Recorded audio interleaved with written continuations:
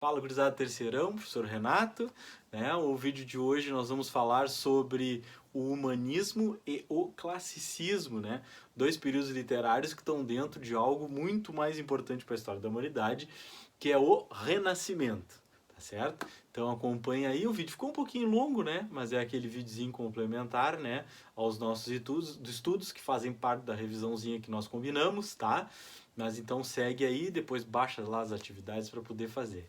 Certinho? Um beijão, até mais. E aí pessoal, tudo bem? Professor Renato aqui. O vídeo de hoje eu vou falar sobre os dois períodos literários que estão inclusos, né, no Renascimento. Tá? Obviamente que o vídeo não é um vídeo para se falar sobre o Renascimento em si, que foi um movimento muito amplo, né, não só na questão artística, mas também na ciência, em vários campos. Né? Foi um movimento muito importante para a evolução da humanidade como um todo. Né? Então, nós vamos falar sobre o humanismo e o classicismo, né? Acho que vale a pena a gente falar de alguma maneira que o humanismo, ele, em alguns livros didáticos, ele é tratado como um período que não é literário, né? É um período mais como uma ideia de um ponto de vista diferente, né? Do seu antecessor, que é o trovadorismo, principalmente o olhar sobre o mundo, que é um período, né, de evolução cultural, né? Não é bem um período literário. E outros livros didáticos trazem essa informação de que ele é sim um período literário, importante inclusive, tá? Então eu acho que é importante vê-lo de maneira separada, né? Isso pelo menos é a minha opinião, mas nós vamos falar sobre os dois aqui, tá? Então antes de qualquer coisa, de entrarmos diretamente nos períodos, né? A gente vai falar um pouquinho sobre o Renascimento, tá? É uma travadinha aqui, ainda estou aprendendo a mexer nessas coisinhas aqui, ó. Tá complicado, mas vamos lá. Então aqui a gente tem a imagem do Renascimento, né, que durou entre os séculos 14 até o século 16, né, o apogeu foi o século 16.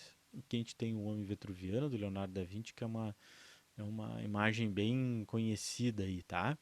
Então a gente vai falar sobre a concepção de mundo, a ciência e a arte, e aqui a imprensa, né, cobriu um pouquinho aqui, mas dá para ler, tá?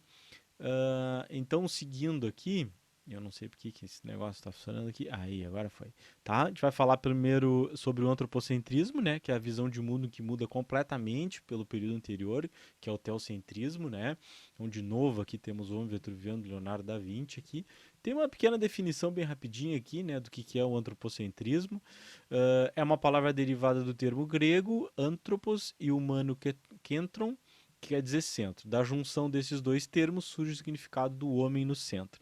Então, essa imagem aqui tem, né, do homem, essas diversas faces aqui bem no centro, mas essas duas outras imagens aqui são imagens bem interessantes nesse sentido, que tu vê antes, né, aqui o homem está no centro, tu tens o sol de um lado, aqui a lua do outro lado, e aqui tu tens um homem olhando para o seu próprio reflexo, né, então ele se vendo no centro de tudo. Isso foi uma visão muito, né, importante, né, obviamente que a gente vai falar mais para frente que tipo de problemáticas, né, acabou gerando esse tipo de coisa. Mas seguindo aqui, ó, ciência na arte, ficou assim, me tirar aqui um pouquinho aqui, ó, depois eu volto aqui, ó. Então aqui na ciência e na arte, né, brincadeiras à parte, aqui tu tens o Tartarugas Ninjas, né, que vocês já devem ter visto em algum momento da vida de vocês, né, o Leonardo da Vinci, o Michelangelo, o Donatello, o Rafael. O Leonardo, obviamente, ele não foi apenas um pintor, né, ele foi inventor, enfim, acho que até cientista tu pode chamá-lo, né, em função de tudo que ele fez. Né? Depois a gente tem aqui o Copérnico, o Galileu Galilei, que são figuras importantes aí na ciência, o Dante Alighieri, né? O maior de todos aqui, o William Shakespeare. Tá? Depois tu tens o Maquiavel, o Cervantes, e para nós aqui, quando a gente pensa em literatura de língua portuguesa, né? O Camões, a gente vai falar sobre ele rapidamente, mas o Camões aí também, tá? Seguindo aqui, ó, não sei porque que está bugado esse negócio aqui, ó.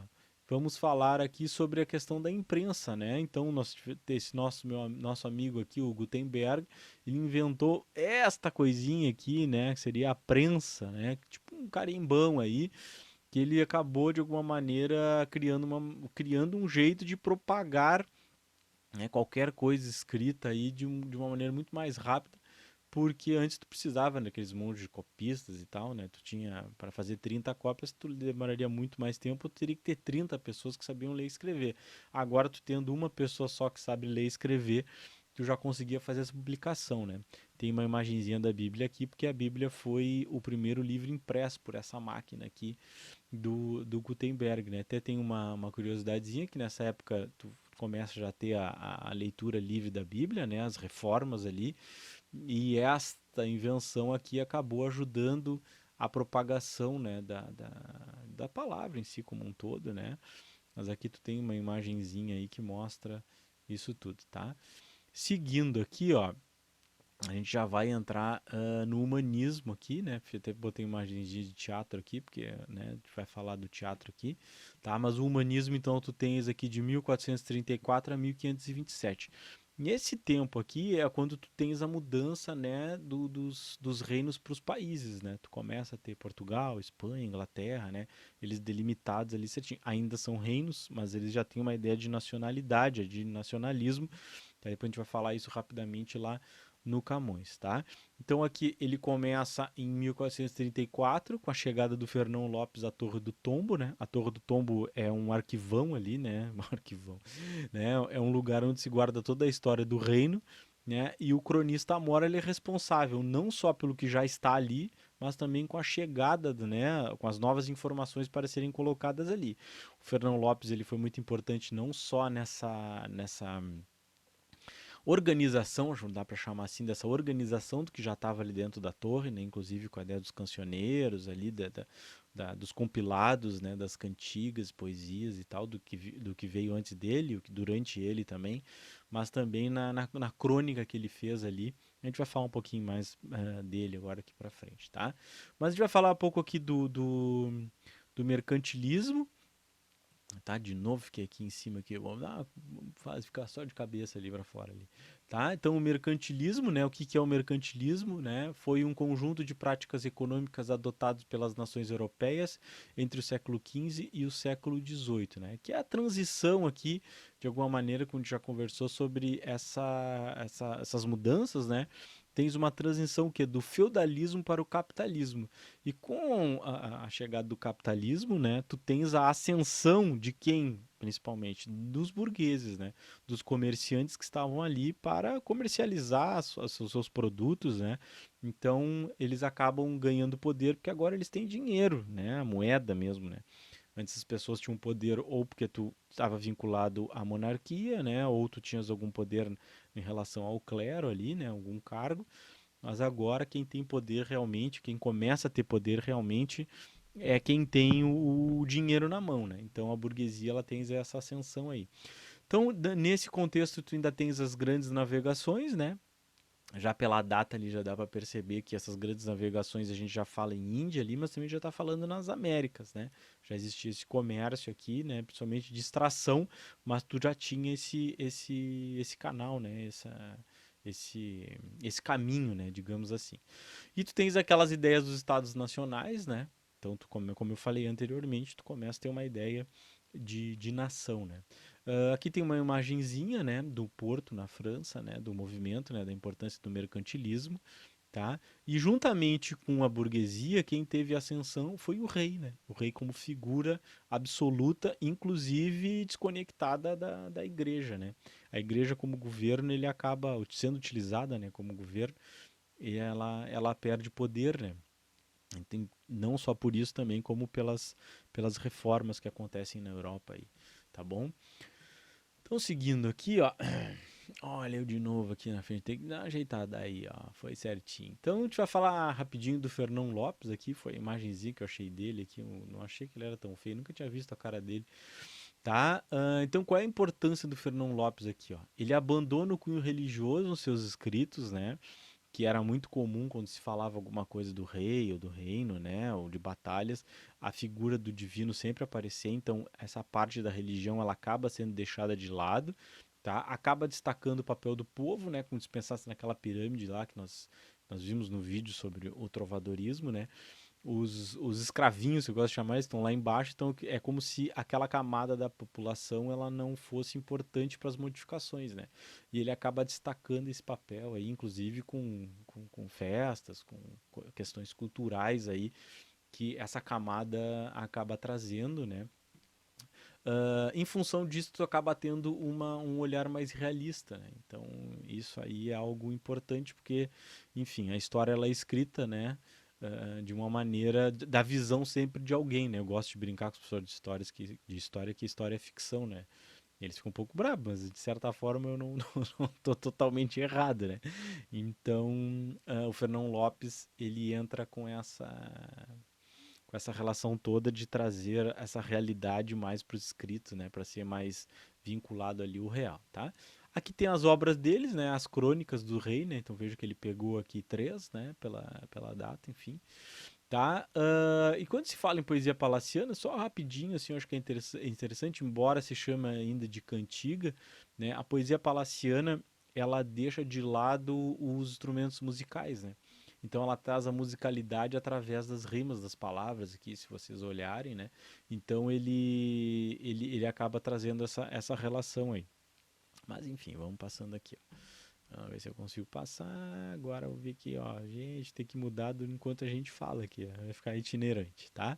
Então, a parte mais importante do humanismo, tá? É essa relação do Gil Vicente aqui, que é a figura mais importante do período em todo, tá? Então, pouquinho antes de a gente falar dele, a gente vai falar sobre para que serviu o teatro, né? Vocês olharam essa imagem bem bonitinha, bem coloridinha aqui, ó. Mostra uma peça sendo encenada aqui e tu tens né, aparentemente algo quase como uma proteção ali, uma cidadezinha, né? Quase não um feudo, mas tem uma proteção na volta da cidade. Tu vê pessoas aqui também aparentemente com dinheiro, né? Vendo essa encenação que envolve aqui anjos, envolve aparentemente um demônio aqui. Eu não sei se cara parece estar vestido de diabo aqui, mas não sei se é o diabo dando pau no demônio, não entendi muito bem, tá? Mas tu tens aqui só uma ideia de como era o teatro nessa época, tá? Então, para que servia o teatro ou para que ele era utilizado, tá? Ele era utilizado como manifestações religiosas, tá? Até porque tu tinhas uma população que era praticamente toda analfabeta, né? E também falamos isso nos gêneros lá, né? No vídeo sobre gêneros, falei com vocês que o teatro é a maneira mais fácil de tu passar isso à frente, né? Porque tu pode ver uma peça em russo que tu vai saber contar a história, não com mínimos detalhes, mas tu vai ter uma noção da história porque a encenação tá ali, né? Então, se falar uma língua que tu dominas, obviamente, né? É mais fácil. Sempre tinha uma questão maniqueísta, né? O que é o maniqueísmo? É tu ter o bom e o ruim, né? O bem e o mal, né? Então, quando se fala em manifestação religiosa, tu tinha que abordar não só o bom, que era Deus, Jesus, né? Embora o Jesus ainda não tivesse uma figura muito importante aqui depois, lá quando for falar do barroco, né? A figura de Jesus Cristo, ela começa a aparecer mais. Então, tu tens aqui a ideia do divino, ainda com anjos e tal, tá? E o mal é o diabo, né? Aquela coisa toda. Os padres jesuítas utilizavam muito né, utilizaram muito para catequizar os índios, né? Até porque não dominavam o idioma indígena, né? Outra coisa era para vangloriar o clero e também para passar os milagres dos santos, né? Que infelizmente nessa época se utilizou muito também esse mercado aí de relíquias, né? Enfim, né? O pessoal acaba utilizando coisas que deveriam ser utilizadas para o bem, acabam utilizando para o mal, tá? Então tu tens aqui o Gil Vicente, né? O Teatro Vicentino aqui, o Gil Vicente então de 1465 a 1536, tá?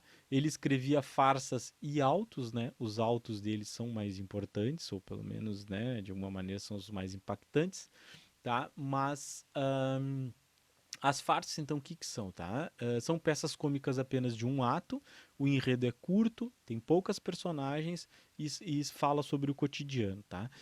Eu acho que dá para tentar fazer uma relação, guardadas as proporções, com o Porta dos Fundos ou com qualquer outro programa. É o que veio na minha cabeça foi o Porta dos Fundos, tá? Nem vejo tanto assim para falar, mas é o que veio na minha cabeça. Tá? Então tu tens sempre poucas personagens, os vídeos são pequenos, são de 3, 4 minutos, e geralmente pega alguma coisa do cotidiano aí para criticar, né? Porque essa é a ideia da comicidade, é a crítica, tá? E a parte mais importante aqui, que são os autos, né? Tu tem religião ou profano, tu tem o alto da barca do inferno, que talvez seja o mais importante. Se eu conseguir, eu boto ele aqui pelos lados, aqui, não sei como. Eu vou tentar na edição e botar, mas se não tiver, eu deixo na descrição do link ali, porque tem muitos vídeos no YouTube que é a encenação do teatro, né? E é bem legal, tá? Então, esses autos aqui, eles têm caráter sério e cômico, né? Então, comicidade, tu vê criticidade, tá? A ideia é moralizar, divertir e difundir o cristianismo, tá? Mas uma coisa que eu queria chamar a atenção aqui é que esse difundir o cristianismo é essa ideia cristã de Jesus mesmo, que a questão de perdoar, né? Do amor, né? Então, o Gil Vicente ele fez muitas críticas a cristãos, não à instituição Igreja Católica, tá? Acho que isso é importante falar dele, tá? Depois, mais pra frente, em algum momento, deve ter um vídeo aí, ainda não fiz, vou fazer, que fala do Suassuna, essa relação que ele tem com o Gil Vicente, tá? Vamos seguindo aqui, vamos ver onde vai parar a minha imagenzinha agora. Vamos falar do classicismo aqui, ó, dá para voltar para o lugar aqui, tá? Então, começou em 1527, acaba em 1580, tá? 1527 é quando o Sá de Miranda volta da Itália com um soneto embaixo do braço, praticamente é isso, né? Essa é a importância do Sá de Miranda, tá? E acaba em 1580 com a morte do Camões, mas também tem um outro fato histórico que é a União Ibérica ali, né, quando há aquela junção de Portugal e do Reino de Portugal, o Reino de Espanha, da Espanha, e aí então tu tens essa, mas o que mais marca é a morte do Camões, tá? Seguindo aqui, ó, vamos para cá. Então as características, tá? Então é importante lembrar sempre da antiguidade clássica, né? Existe uma retomada disso aí, tá? Então, algumas características da antiguidade clássica é o antropocentrismo, a ideia da razão, ou seja, racionalizar tudo de alguma maneira, tá? Isso vai existir por parte deles, tá? O paganismo aqui, e eu acho que é interessante ver o paganismo como a mitologia, a parte da mitologia que ela está envolvida, tá? Acho que não vale a pena polemizar ou achar que o paganismo é alguém que vai contra. Não. O paganismo é a ideia da mitologia. É interessante que eu acho que quando a mitologia ela aparece ali, ela aparece mais como uma referência, porque não é uma crença real, entende? Como era na Grécia, tá? Então, seguindo aqui, ó, as grandes navegações que nós já falamos, né? Tu tens essa relação, e as grandes navegações tu traz a ascensão da burguesia, né? Isso já tá de reboque aí. Tu tens as formações dos estados aqui, né? Como eu também comentei anteriormente. A reforma que se inicia em 1517, né? Que é basicamente a leitura livre da Bíblia, e tu tens algumas reformas que são administrativas, né? De alguma maneira não deixam de ser reformas administrativas aí, luteranismo, anglicanismo, enfim, outros aí que vocês já devem ter visto essa matéria em história, em algum outro lugar aí, tá bom? A revolução comercial que se estabelece, né? Tu tens um mercado, o capitalismo ele começa a ganhar, né? Nasce aí, enfim. Depois tu tens as revoluções industriais, a revolução industrial mais para frente, mas isso é outro papo, é outro vídeo, tá? E aqui a ideia das universidades, né? Tu começa a retomar, né, esses pontos de conhecimento, né? A gente não está falando em escola aqui, a gente está falando de universidade, né? Que são locais de conhecimento. Isso é uma outra coisa que vem de reboque aí com a ascensão da burguesia, que é um cara que é rico, mas ele não tem um bem que o faz ainda inferior, né? Acho que deu para ver as aspas aí, ao nobre, que é o conhecimento. Então, tu vai ter toda essa busca pelo conhecimento aí, tem os mecenas também aí que vão acabar muitas vezes até protegendo, né, aquelas figuras ali que eu coloquei para vocês, ali até as tartarugas ninjas, né, de algo mais complicado aí, com a justiça ou até com a figura da igreja em si. Tá? Importante saber, tá, que quando se fala em poesia, tu pode ser abordado tanto quanto a forma quanto o conteúdo, então é importante, né? Porque pode vir aí uma questão que fale da forma, né? Ou o contrário, ou uma forma que se estabelece. Quando a gente vai falar no classicismo, ele é um movimento muito importante, tá? principalmente essa relação da forma e conteúdo aqui de poesia, porque tu ainda vai ter o épico, né? A gente vai falar rapidamente ali depois, mas o soneto em si, tá? O soneto, ele é a forma clássica, o soneto, vocês já devem ter visto várias vezes, né? 2 quartetos e 2 tercetos, tá? E decassílabos. O Enem, ele não cobra isso de vocês, tá? Eu confesso que até desconheço algum vestibular que cobre. Eu sei que alguns vestibulares antes cobravam, tá? Que soubesse fazer escansão, né? Mas talvez seja uma cobrança em intuito de por que se repete o soneto, ou, né, quando se fala em soneto, a forma sempre é a mesma, por que um outro período também usa o soneto, mas esse soneto é diferente do soneto clássico, né? Que geralmente se estabelece aqui no equilíbrio formal, né, quando a gente for falar, né, ou no vídeo do barroco, a gente vai falar depois um pouco diferente, o que muda aqui, tá? Mas o que realmente vai modificar é o conteúdo, tá? Então tu tens o soneto, a medida nova, que são os decassílabos, tá? E o equilíbrio formal aqui. Então o conteúdo aqui, ó, a idealização amorosa, tá? Então tu tem aquela ideia de um amor platônico, né? Quem nunca teve amor platônico, né? Um amor ideal é aquele amor que não acontece, fica só no campo das ideias, tá? Então tu tens uma idealização amorosa de um eu lírico que idealiza aquele amor que não ocorre, é um amor que está lá, né? Como eu disse para vocês, questão do platônico, tá? O predomínio da razão, que é tentar racionalizar tudo, como a gente viu aqui, que isso aqui é uma característica clássica, né? Inclusive, quando tu pega aquele soneto muito famoso do Camões, né? Amor é fogo que arde sem se ver, o contentamento descontente, enfim, vai blá blá blá, tá? Ele tenta racionalizar um sentimento, né? Qual é a conclusão dele? Que o amor ele é um paradoxo, ele é bom e ele é ruim ao mesmo tempo, mas ele tenta racionalizar um sentimento, o que é muito importante, o que é muito difícil de se fazer, tá? A influência greco-romana aqui, né? Tu vai ter a mitologia, mas o predomínio da razão é uma característica muito forte, né? Greco-romana. Né? Eu já li sobre que o classicismo ele tem uma influência mais da Grécia do que de Roma, né? E o arcadismo, né, que é o neoclassicismo, ele tem mais Roma do que Grécia, mas eu acho que é uma bobagem, assim, falei. Tá? O universalismo, essa característica aqui é pronto, dá para arriscar aqui. Ó. Essa aqui, ela é importante. O que é o universalismo? Tá?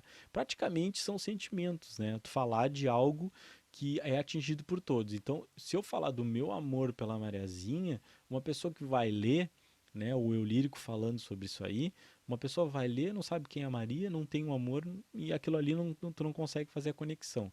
Mas quando eu falo do amor, do sentimento amor ou do sentimento mudança, tá? Eu tô falando de algo universal.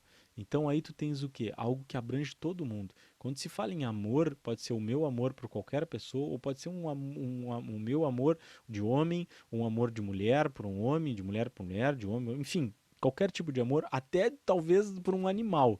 Tu vai entender esse sentimento aí. Então, o universalismo ele vem abarcando esse tipo de coisa, tá? Por isso que é uma dica importante para quem nunca leu, não gosta de ler poesia, se quiser começar, o Camões é bom, né? Ler um soneto clássico, ele te traz esse prazer assim da leitura, porque não é uma problemática, tá? A sobriedade da língua, que é a ideia de não se ter quase nenhuma figura de linguagem. Tu tens, na verdade não tem, tu pode ter alguma lá que outra, mas não é foco, tá? E o nacionalismo aqui, que é tu tentar exaltar o teu país, né? De alguma forma ele começa a aparecer, tá? E aqui no nosso caso, né, o que realmente pode aparecer é quando se fala de Portugal, tá? Indo aqui, vamos ver para onde eu vou parar agora. Agora ferrou. É aqui, ó. Deu aqui, ó. Fiquei no meio aí. Então, Camões, tá? Acham que nasceu em 25, tá? Tu não tens uma ideia total, porque, enfim, registro nessa época aí. Acredita-se também que ele era de uma família nobre, que ficou pobre, tá? E ele faleceu em 1580, tá? A lírica dele é uma lírica filosófica, amorosa e a épica. A épica é por conta basicamente dos Lusíadas, tá? O filosófico é quando eles falavam principalmente da questão das universalidades, né? Falar de sentimentos da sociedade em si, ou do homem em si, tá? A amorosa, ela vai trabalhar com essa ideia do amor platônico, E a épica, que é praticamente os Lusíadas, né, que conta a jornada do Vasco da Gama aqui até chegar às Índias. Então, quando tu pensa no épico, né, como a gente falou lá naquele videozinho lá dos gêneros, né, o épico tu tem que ter um herói que vai ser heroificado ao longo do seu caminho, tá? E aqui no caso o herói é todo o povo português, né? É o povo português bravador, é aquele que vai do desconhecido para o conhecido, né? Aquele que não tem medo. E aí a mitologia ele vai entrar para isso, né? Acho que não vale a pena entrar no falar, porque aí o vídeo também vai ficar muito longo, tá? Mas abarcar os Lusíadas aí, não esquece que ele também é todo escrito em verso, né? Mas ele vai tentar exaltar o herói, né? É o povo português ao final, tá? Depois aqui eu tenho um soneto bem rapidinho aqui pra gente dar uma lida, tá? Para vocês terem uma ideia aí. Mas aqui tu tens, ó, dois quartetos, ó, um, dois, três, quatro, um, dois, três, quatro, e dois tercetos, ó, três e três. Ah, olha aqui. Ah, não, que ficou junto aqui. Isso aqui não faz parte, tá, gente? Isso aqui era pra estar na outra linha aqui, mas não foi. Então, olha ali, ó. Mudam-se os tempos, mudam-se as vontades. Muda-se o ser, muda-se a confiança. Todo mundo é composto de mudança, tomando sempre novas qualidades. Continuamente vemos novidades, diferentes em tudo da esperança. Do mal ficam as mágoas na lembrança, e do bem, se algum houve, as saudades. O tempo cobre o chão de verde manto, que já coberto foi de neve fria, e enfim converte em choro doce canto. E a foreste mudar-se cada dia, outra mudança faz de maior espanto, que não se muda já como só ia. Né? Então, só ia aqui quem tudo quer, tudo perde. Tá? Então, o que, que eu acho? Ele está falando de quê? Ele está falando de mudança. Tá? É um homem, um ser humano, que está mudando. Aí tu pode pensar de qualquer coisa. Eu vou pegar o feminismo aqui como exemplo, tá? Pensar em uma pessoa feminista lendo esse primeiro trecho aqui. Muda-se os tempos, mudam-se as vontades. Muda-se o ser, muda-se a confiança. Todo mundo é composto de mudança, tomando sempre novas qualidades. Ou seja, ele encaixa. Por quê? Porque eu estou falando de mudança, tá? Então, por isso que é importante enxergar a universalidade aí, tá? Então lá, pessoal, seguindo aqui, eu acho que já era, estamos acabando aqui, então vamos mudar, vou vir para cá de novo, mudamos, né? Mudei para lá e para cá, tá? Mas então era isso aí, espero que tenha ficado claro aí para vocês, lembrando sempre que é um videozinho complementar aí, tá? Então tá, um abraço, cuidem-se, até mais.